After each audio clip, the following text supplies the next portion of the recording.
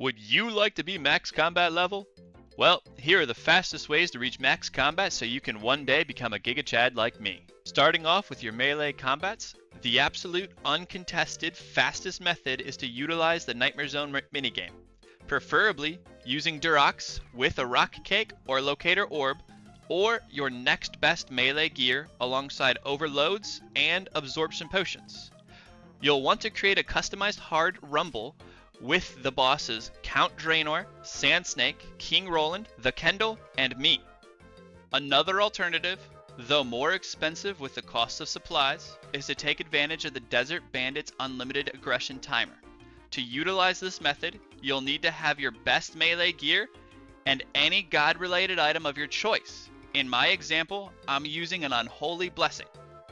You'll want to pray Protect from melee, and preferably stand within the pub located south of Bedabin camp. Make sure Auto Retaliate is enabled, and I'd suggest using the Idle Notifier plugin's warning for low prayer. Moving over to magic, the fastest and most expensive way to train magic would be to use Ice Burst or Barrage within the Monkey Madness 2 caves. This will require the majority of Monkey Madness 2 completion. For this method, you'll want to use your best magic gear setup and have a light source. Then, I'd suggest using the Idle Notifier plugin, warning for low prayer. Also, you'll want to use the NPC aggression timer, so when it's time to reset, you know exactly where to move to reset their aggression timer. Another alternative is taking advantage of the lunar spell Cure Me within the Mortania Spider's Nest. For this method, you'll want to pray Protect from melee, and use your best possible prayer bonus setup and aggro at least 2 or more spiders within the cave, without the use of any anti-venom. Then you can spam click Cure Me and gain very quick experience. Moving over to ranged, the fastest and most expensive way to train ranged would be to use chins within the Monkey Madness 2 caves. This will require the majority of Monkey Madness 2 completion.